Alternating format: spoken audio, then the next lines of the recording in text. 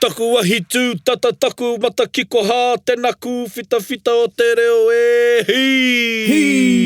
Yeah, I'm still buzzing off last week's episode. That was the song we finished off. Yes, Te hatete o te reo. Tutungia te hatete o te reo. That's such a beautiful song. That's a mean song. It was so cool to get the whakamarama from Pānia Papa herself. And so, mihi tonu ana ki a tātou manuhiri i tai mai ki te whakanui i tā tātou puna pāho i tērā wiki, i tērā putanga.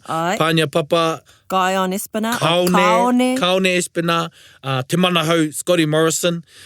We want to thank you guys for blessing us with your presence and also giving some great insight for our listeners. Yeah. Yes, heaps of good tips to take away from that episode. Ko iaihi nā nei hā, ko iaihi nā nei hā, kia ora. Yes.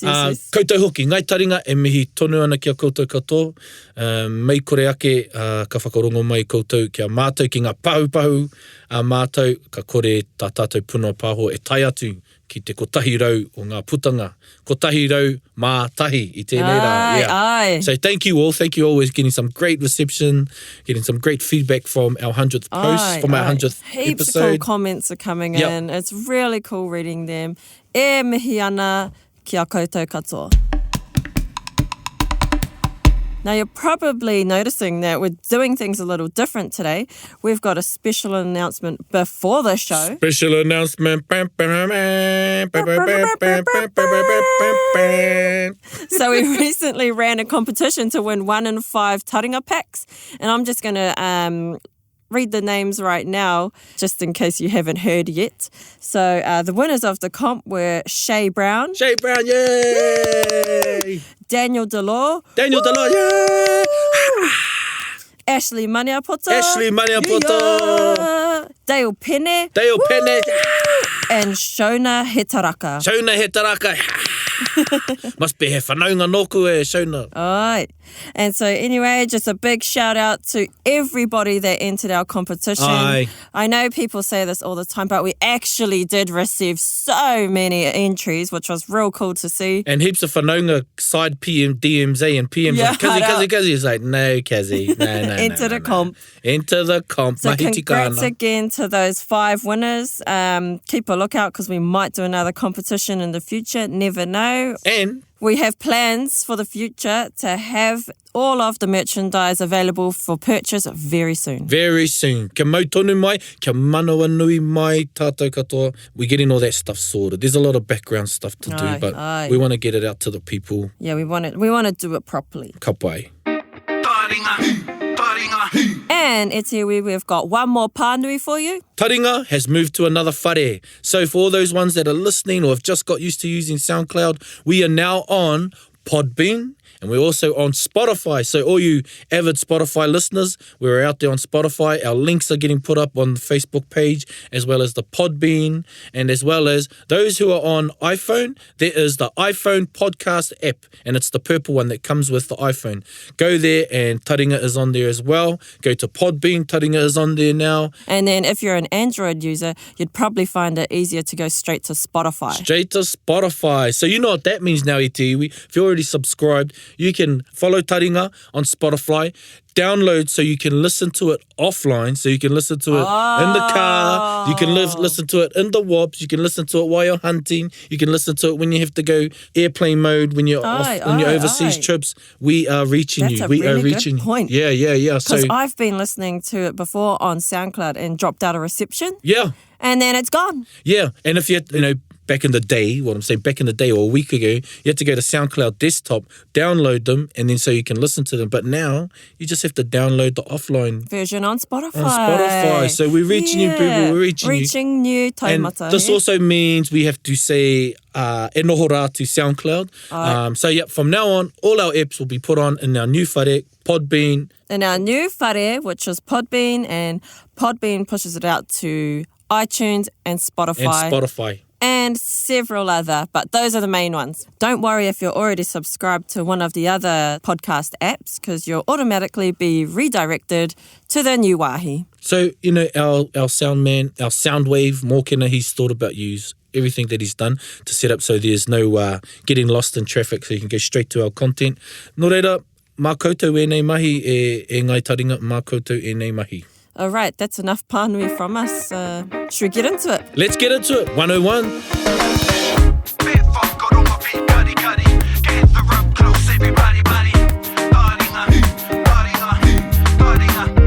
Tahuri mai ki yo, whakarongo ki te tangi a te korimako. Kōrero flowing at the hook of force. Kaupapa relevant, kaupapa out of bounds, kaupapa exigent, kaupapa paramount.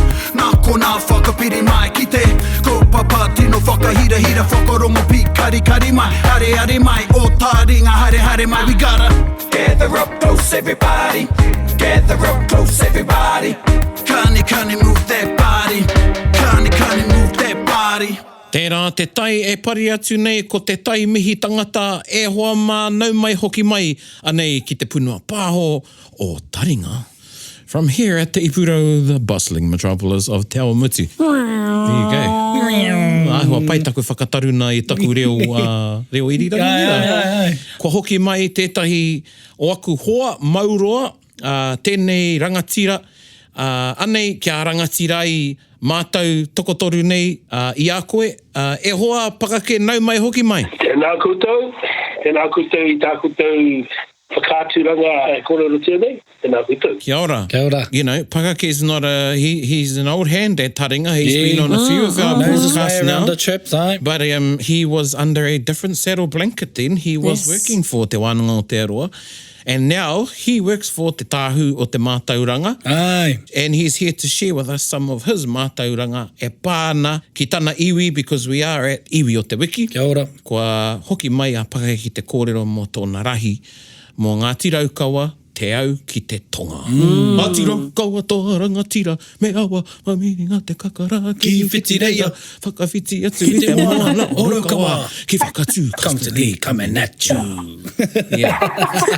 There you go. Do you remember that one, Erica? No. That was You're showing your age. No, you're showing your age.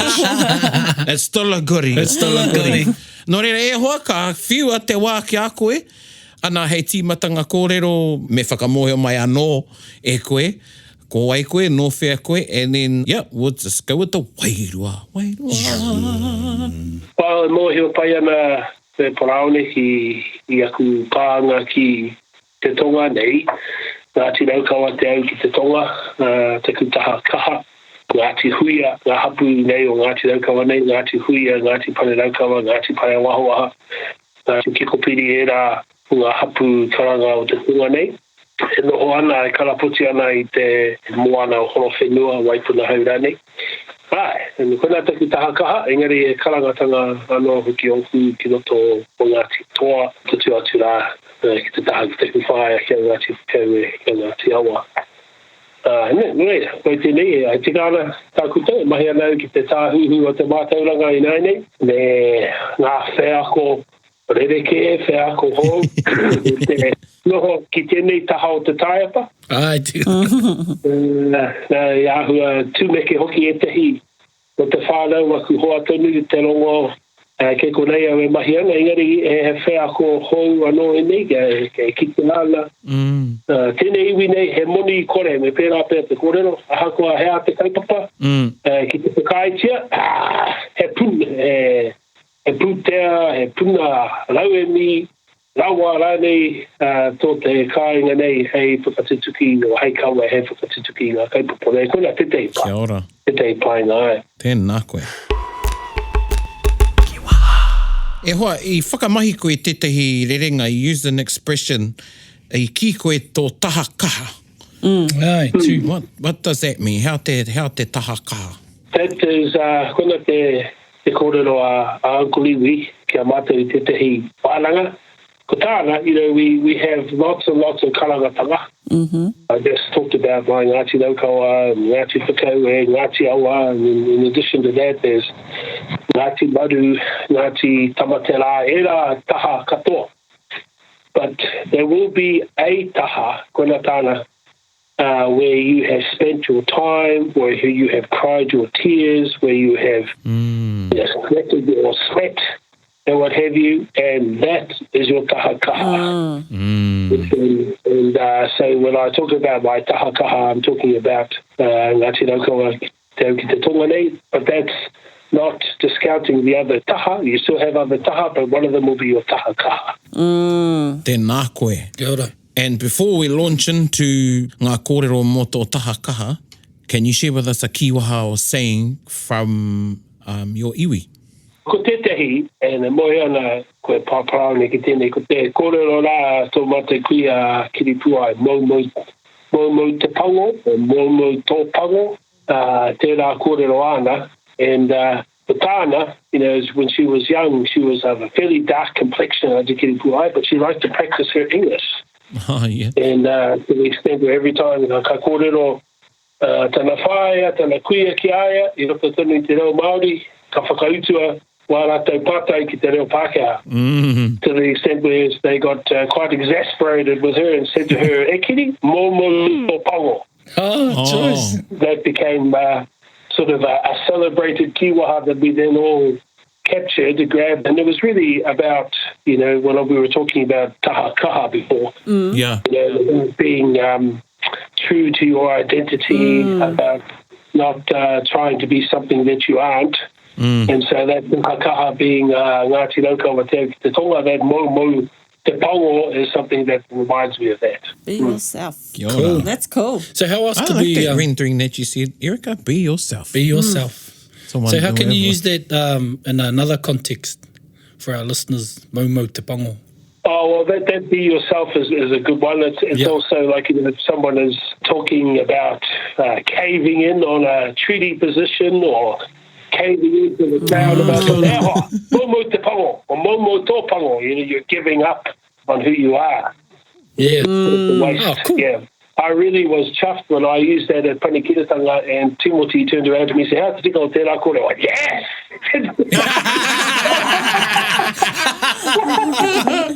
Sir Timothy does not know everything.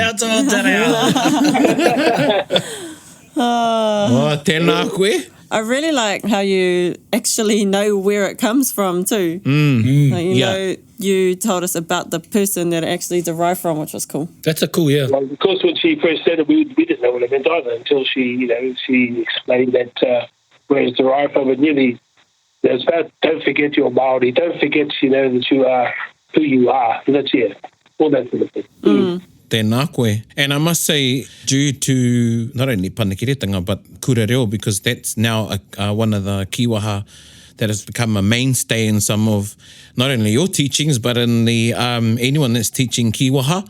And it's done the circuit, the kiwaha circuit, I guess, and is one of the known kiwaha of our time as Momo Te Pango. And that's been brought back. And I remember Timoti making comment on some of our kiwaha that we use. They come and go. Yeah. Nō reira, ka mihira, and e kore e Momo Te Pango ene kore. Bye-bye. Kani, move that body. We've had an episode where I was actually the kai kōrero, and this is back when Tariao This is the was first Taringa. time. Kia ora, Tariao. Tēnā koe, Not Tariao. sure if she still listens The to host Taringa. and the iwi o te wiki. Yeah. They got, they got 2 for 1. 2 for Yeah, 1. 2 for the price of one.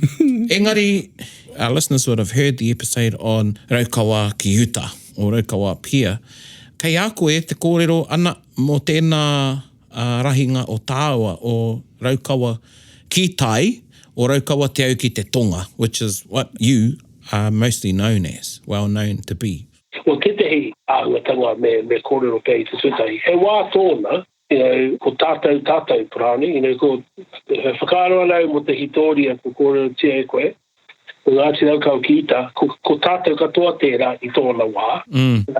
Ka tai ki ngā tau, I muri tata mai I te hinga kāka me e rā tau, te tīmatanga o te rautau te kaumā iwa ngā 1800s nei, nā koe nā tonu te wā pēr I wehe mai ai mātou ka kia ko Ngāti Raukawa ki Tai, ko Ngāti Raukawa te au ki te Tonga. So I'm conscious of the fact that I'm quite relieved too that I don't have to do all of that because there was a time when we were all Ngāti Raukawa and ki Uta. And so I'll just look at the time from hinga kāka forward. Kia ora. Or hinga kāka to now, and some of the e te ho ngā kōrero I kōrero tia nei e Uncle Iwi katea niki tini kia mātou e te ho ngā kōrero kei roto I te kareme, te kokoraho, mo te Tonga nei, Ngari kāre tino kōrero te katoa te hitori nei tāna e hia rā ka pau I tērā. Ngari, ko te kōrero mo ngā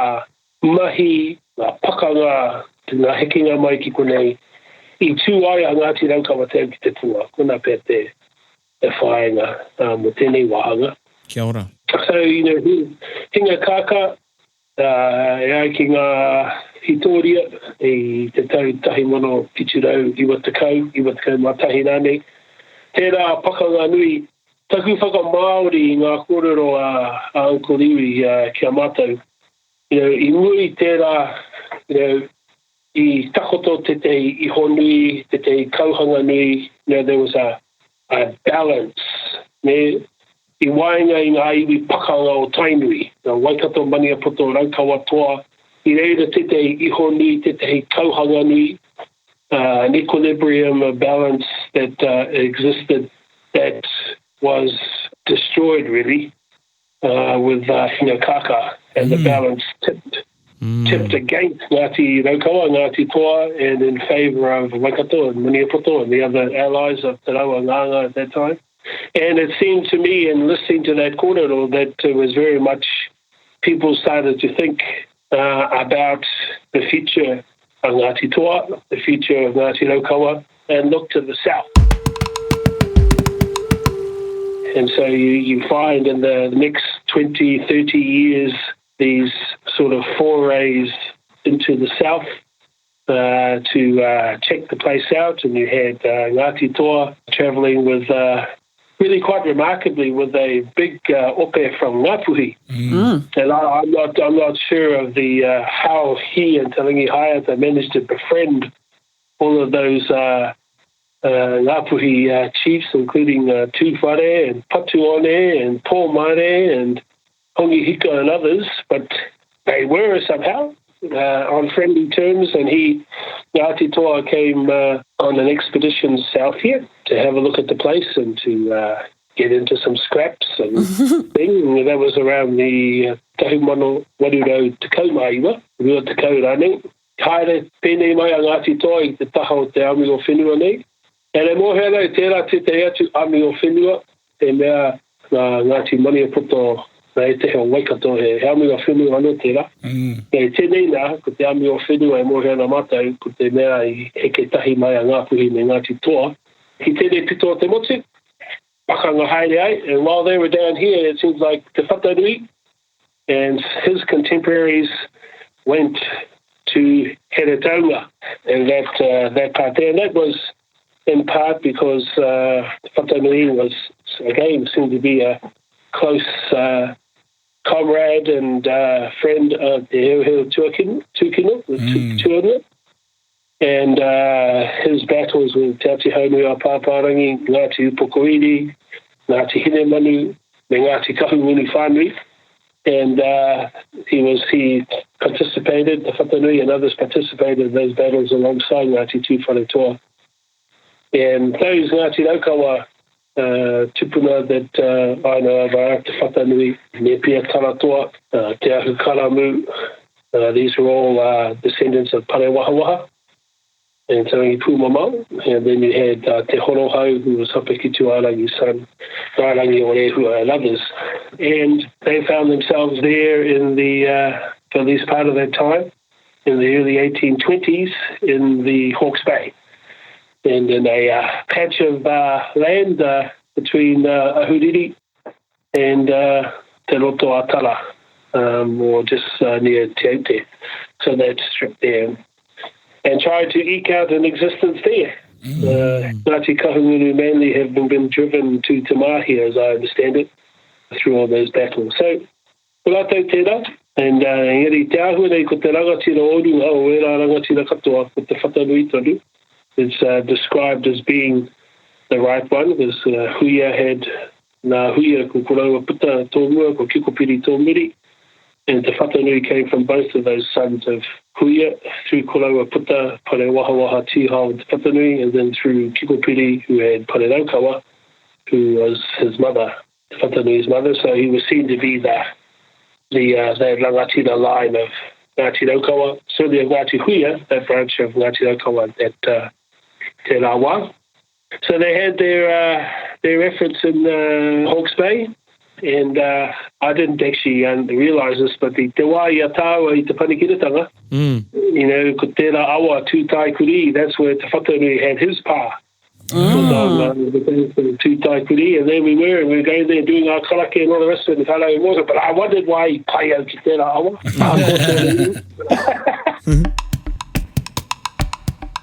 But yeah, they had their attempt.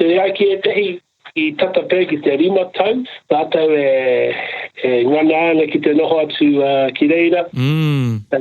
I te mutunga, I panai ati hoki mai ati kahunu me te wera hauraki me ona pū and I te mutunga I hinga te pā, ngā pā o Ngāti Raukawa ki reira e ni hoki atu rātou tahi mōhio ki taupō o te tahi wā ki tērā pito noho ai me te whakaaro iho kāha rātou tahi mōhio nei I tērā wā. Koe no, te ia rātou e nganga ana ki te noho atu ki here taunga o Ngāti toa I tēnei taha e whawhai ana, pakanga ana ki te ukui I te whenua. Now, some say, why use that word ukui? That was the word that was used by Waitohi to describe what they had done to clear the land. And she didn't use ukui, she used ukui, which has, you know, I think, what te hunga e mōhio ana ki te tika o tērā kupu, I think that probably just describes what they were doing.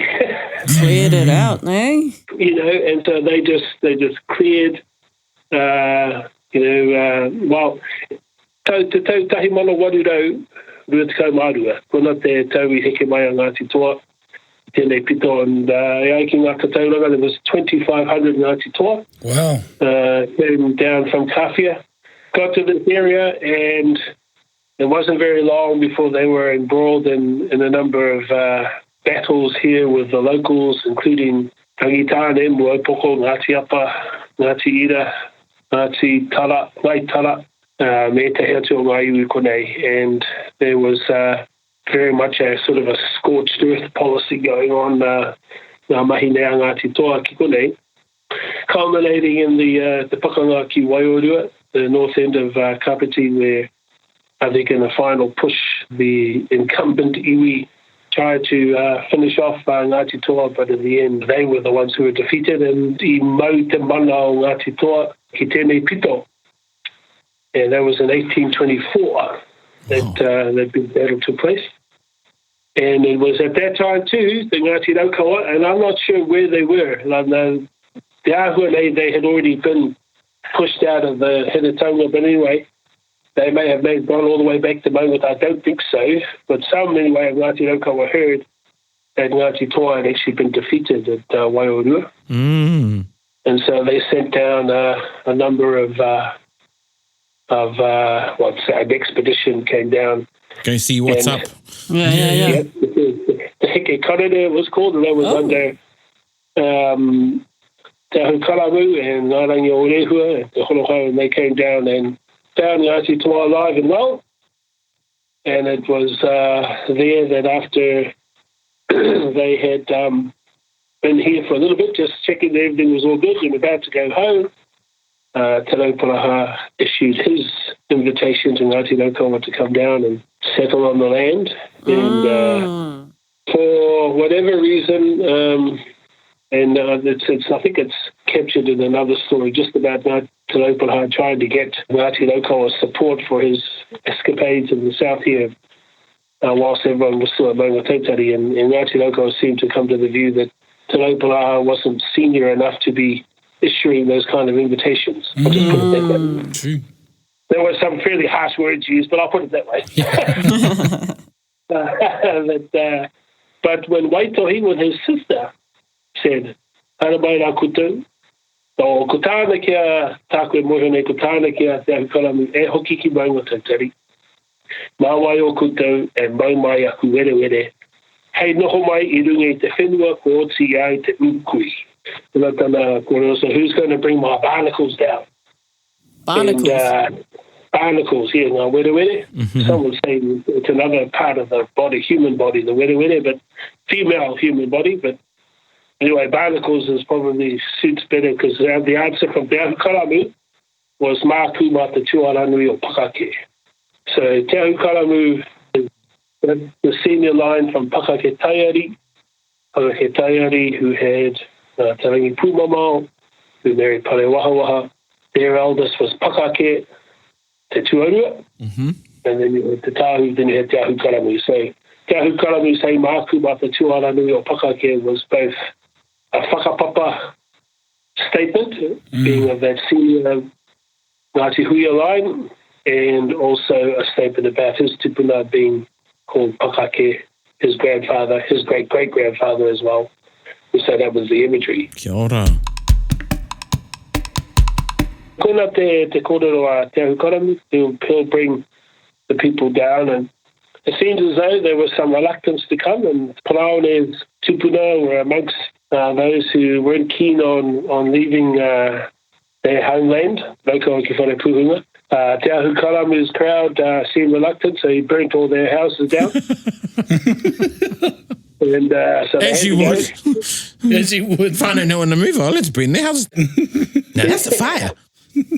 So we Charles Royal and I often talk about our arsonist tupuna Te Ahu Karamu, that he led the after the invitation was received from Waitohi, he led the first of the migrations down in 1826, the Heke Whirinui, and then in 1827, the Heke Kariritahi was under Nepia Taratoa, and then in 1828, the Heke Mairaro was under Te Whatanui, and it seems that was the migration south. But it seems as though it was predominantly Ngāti Huia, that karangatanga of Raukawa, that certainly all of these rangatira belonged to, and who came, that would have been probably the biggest karangatanga of those of Raukawa came down here. But, I kōrero koe paraore mo te whakautu tōrahi kia te whatanui te wai mea ia. Me heke tata ki te Tonga. Hea te kōrero koe mo tērā whakautu. No, I didn't. Me kōrero? Kei a koe. No, okay. Yep. Well, Paraone shared really quite an interesting story with me in the time that I was there, and benefited from hearing him and what's in his kōrero about our people still there in Kita. And talked about when the haere a te whatanui ki te kōrero ki ona tupuna o whare puhunga, ka ara rātou I whakae, ki te heke ki te tonga I te taha o te whatanui. And te whatanui's response to them really, I think, captured the concern that he had, what he thought the threat was. Definitely. Why he wanted the people to move. And his response to Paraone's tupuna was, e pai ana, noho mai koutou hei kai mā Waikato. Oh. And then I remember Paraone looking at me and saying, hard man, eh?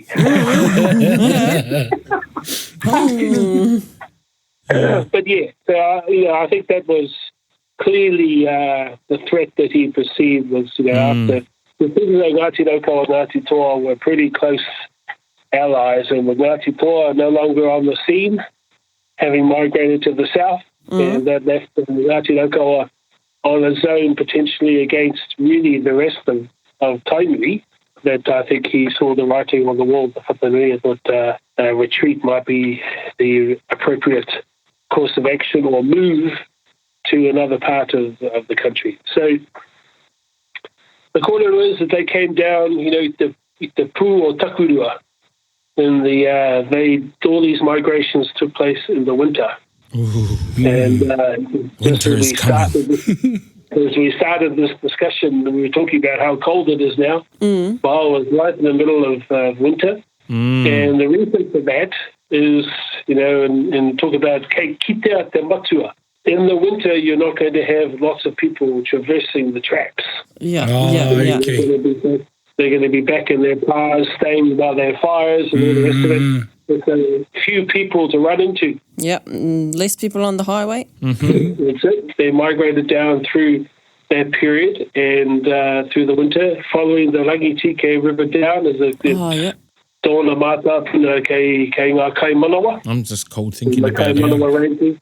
Yeah, and so they came down through and followed the Rangitike River down, which is one of the explanations for te au ki te Tonga. Kia ora. Oh, okay. So that's part of the name of Ngāti Raukawa here is that's referring to the current in the Rangitike River that led them here to the south. So the headwaters of the Rangitike is in the Kaimanawa Ranges, up there, Turangi Way, that sort of area, desert road area. Yeah. And so that was the current they followed to the south. Kia ora. Cool. And that's the one that appeals to me. There are others, and one is talking about the current that runs up and down this coastline here through between Kapiti and the mainland. The third one is the Cook Strait.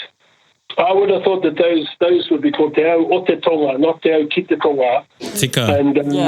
And that's why I quite like the te au ki te Tonga explanation being actually the Rangitike River. Yeah, kia ora. Just to share too some of the manuscripts that I've read of the korua from up here, or the same, but they write about Raukawa ki Kapiti. When they refer to, they sort of cross between the two. They say Ngāti Raukawa te au ki te Tonga and then Ngāti Raukawa ki Kapiti. Yeah, so that's pretty cool too. Yeah, and one of the interesting stories about those migrations is that, to further try to protect the main body, the matua, the main body of the migration, the Ngāti Huia and Ngāti Kaupata warriors that were the fighting wing, it seemed, of the migration, they would purposely go off and engage the iwi on either side of the track. Oh, yeah. Away from the track, right? So they would engage them as a diversion so that the main matua could pass through in between. So that was their job, was to go and harangue Ngāti Apa and go and harangue Rangitane on the way down, just to keep their warriors away from the main migration that was coming through.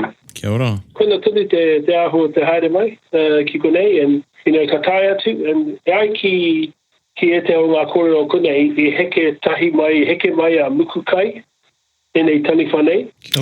Me rāua ko peketahi. Kia ora. Now, I'm not sure about Plāne, I think that the more he tonu tāua ki ngā kōrero mukukai, engari peketahi, that was a new one to me, whether or not that taniwha had come as well. But certainly we talk about mukukai here, and whether or not peketahi just came down for a bit and went back over. Mā parāone tērā whai atu. But they came down, and a tahi ki Kapiti, ka noho ki reira o te tehi wā, a tahi ka whakanohongia ki Rangiuru, ki Pakakutu e te honga pā ki Otaki nei, and Waitohi was the one who divided the land up. Oh. And I tukuna te tuahine tēnei o te Rauparaha. I tukuna te rohe mai I Rangitike, te awa o Rangitike ki Kukutauaki, te awa te Tonga Otaki, kia Ngāti Raukawa. Te rohe o Waipara, Paraparaumu, ki te Whareroa, kia Te Aotearoa. And the rest, I mautonu ia Ngāti Toa. So te whatanui went to Hono Whenua, and tūpana hona kāinga ki reira, nepia taratoa ki Matahiwi, takiwa o Bulls, tērā, te aukaramu ki Oroua, to Fielding. It was interesting that all of the sort of Ngāti Huia chiefs that were being talked about here were all put where the other previous inhabitants had been pushed back to. So they were there very much to hold the line against any uprising that may come. And it was interesting that ka hoki aku mahara ki ngā kōrero mō ngā ika o te takiwā nei, and there was interestingly a move by Ngāti Toa to at one stage to assume ownership of all the fishing stocks right up and down this coastline and what have you, because they were the ones who originally did all of the raupatu stuff, and Ngāti Raukawa, ko te wāhi kia Ngāti Raukawa, he take noho. Take raupatu kia Ngāti Toa, take noho te wāhi kia Ngāti Raukawa. But the response, interestingly, that came from Uncle Iwi, who was absolutely half Ngāti Toa, half Ngāti Raukawa was. He said to the Ngāti Toa ones that were having their tohe, he said, Ngāti Raukawa fulfilled its part of the bargain. Once Ngāti Raukawa was in place, Ngāti Toa never again had to worry about those other iwi because Ngāti Raukawa kept them at bay. That was their job. Oh, true. That was why it was done that way. And so we fulfilled our part of the bargain, so these fish belong to us. And even to need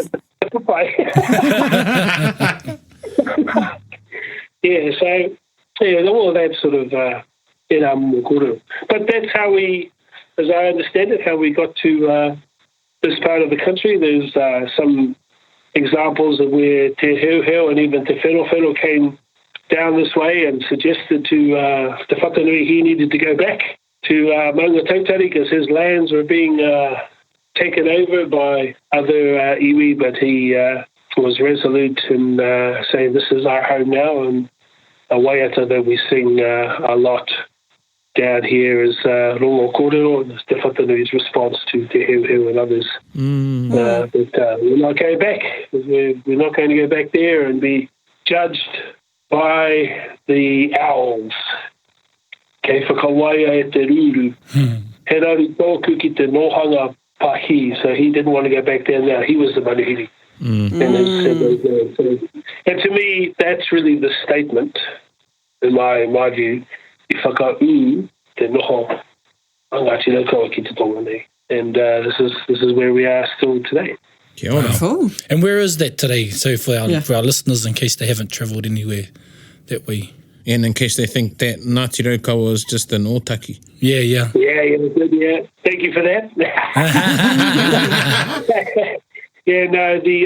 Because a lot of the activity, in recent times has been sort of centred in Otaki. And interestingly enough, Otaki is a town that was created by Te Rauparaha's son, Tamihana, and his relation Martine Te Whiwhi, who wanted to build an English township. Man. Rangiatea, the church in Otaki, was like the centre point of the town. And then Tamihana Te Rauparaha Martine Te Whiwhi built houses for every family, created the streets. Wow. And that is now Otaki as you see it. But te tika tonu koe, the actual rohe of Ngāti Raukawa, as it is now, starts at Bulls, the Rangitike River at Bulls. It heads towards the mountains, going through Fielding, and those areas there where you have Taumatotara and those other marae. And then it comes down this coastline past Otaki to just south of Otaki. That's Ngāti Raukawa, Te Te Tonga's rohe. But in the middle of it, you got another iwi that Te Whatanui, in his wisdom, decided to repatriate, I suppose. Decided to bring back from the brink because Te Rauparaha was set on exterminating this particular crowd, and Te Whatanui, well, sometimes we sort of say, what was he thinking? But anyway, he decided whakaaru te whakarauora no I te iwi nei, and he sent word to their chief Tauaki to come down from the ranges where they were hiding, eating raw food and what have you, because they daren't light a fire. Because Ngāti Toa would come to wherever there was smoke, wherever there was fire, and kill whoever was there. And Tauaki's response to Te Whatanui was asking if e nui ana koe.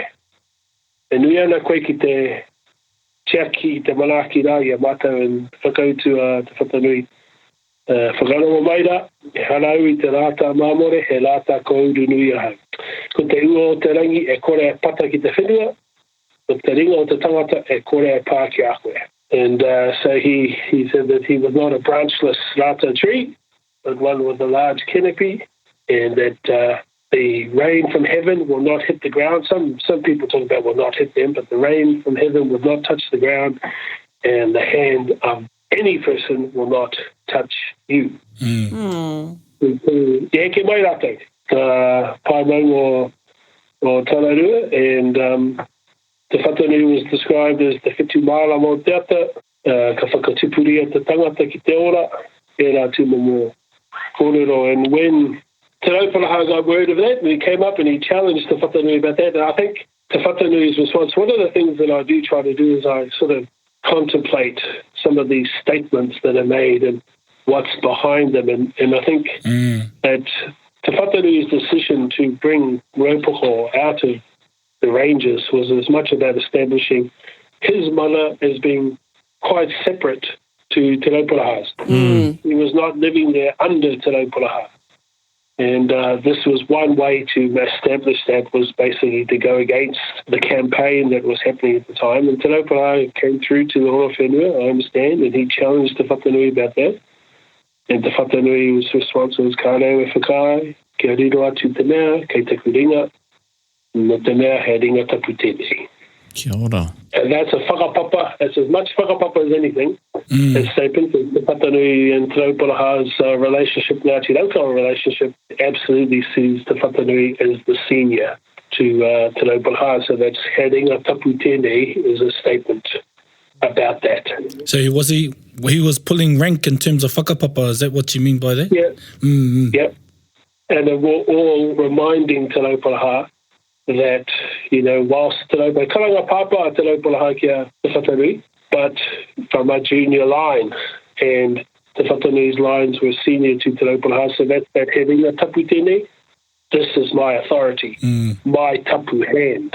Tapu hand. You know, so era tū momo, when people say to me, you know, what the hell was he thinking? Because it backfired on us in the end, what happened.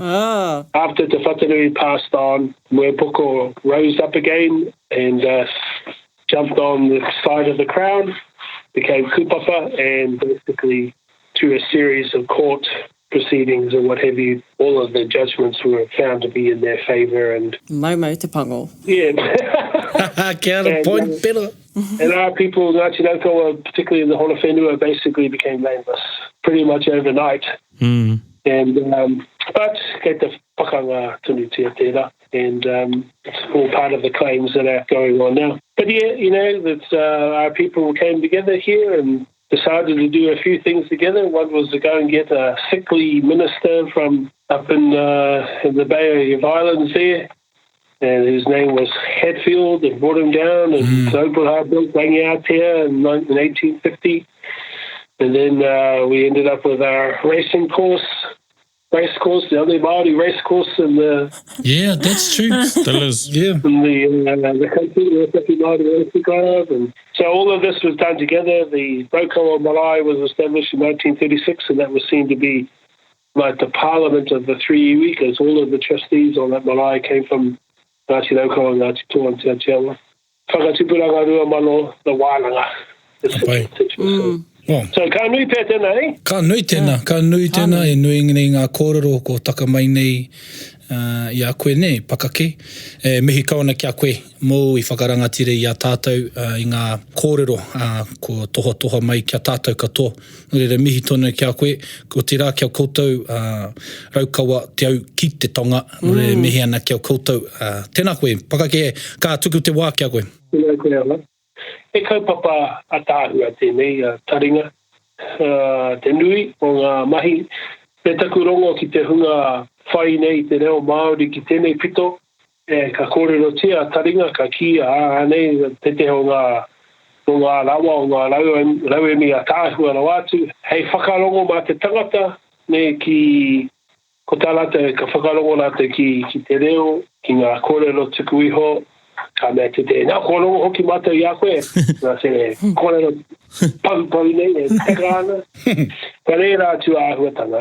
Ka hoki aku mahara ki te momo i a te wharehuia, ki te momo i a heke nuku mai rātou. Kia ora. Ko ngaro i ngā wiki tata nei. Engari koe nei tonu i te, you know, o tātou uri te tūmanako. Nā ka kōrero tia tēnei kaupapa Taringa. Mo te āhua o tana hopu i te reo, me ngā kōrero, ao tātou kuia koraua. Tatu atu rā ki tō tātou reanga, me ngā mara mōhiotanga e toi mai nei ki a tātou. Yeah, so mihi ana kia kute katoa. E o mai noho ora maina. Tēnā koe. Kia koe tahi. Hei kona e hoa. Okay, kia ora rā.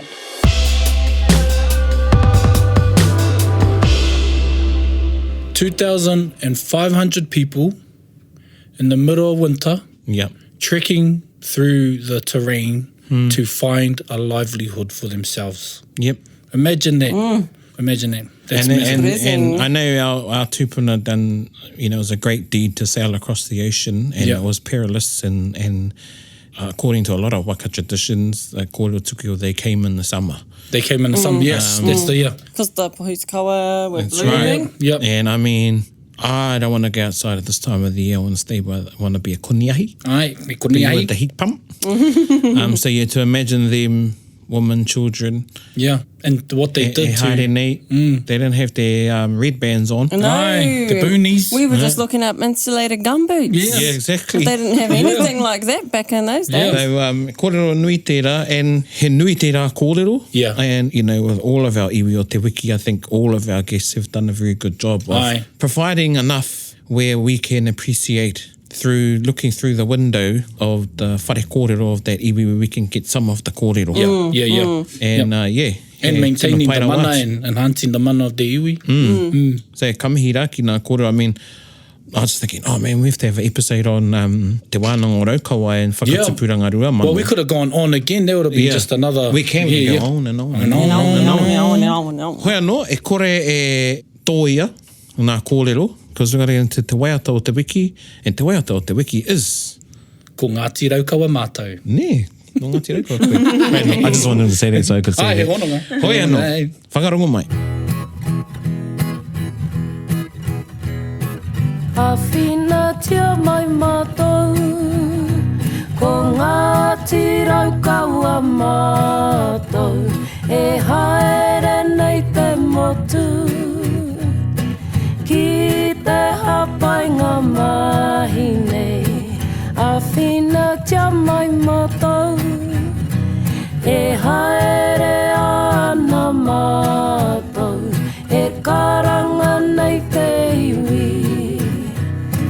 Ki te mahinga mahi nei, awhina tia mai mātou, ko Ngāti Raukawa mātou, e haere nei te motu,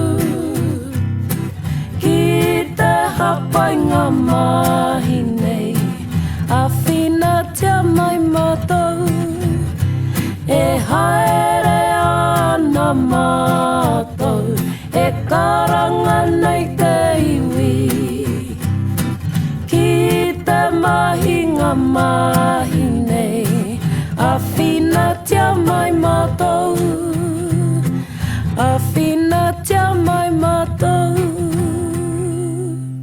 Gather up close, everybody. O tēnā koutou e kare mākui nā te waiata.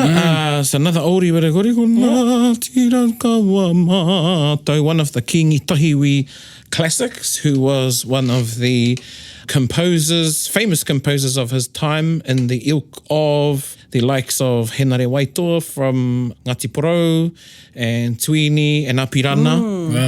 Te Puea. Kingi Tahiwi was one of the composers, and he's composed other waiata like Ka orera he wahine, rite ki ahine moa, and He purutai tamae. He purutai tamahoki. Hoi anō te iwi ka nui e rā waiata. We just needed one waiata o te wiki. Ka nui te rā hoi anō nei, a little bit more about some other songs that Kingi Tahiwi composed. And that ends our iwi o te wiki with Ngāti Raukawa te au ki te tonga. There you go. Hoi anō, anei mātou e mihi atu nei kia koutou. I o koutou taringa otira, i o koutou whakaaronui mai ki te whaiwhai tonu i a mātou otira i tēnei te punua pāho o taringa. E rere atu nei, e whakapāho atu nei kia koutou, atu i konei i Tawamutu, pia ki taone nunui, i raro i ngā mana ki tā ngā te wānanga o te aroa. Tēnā koutou, hei kona mai rā.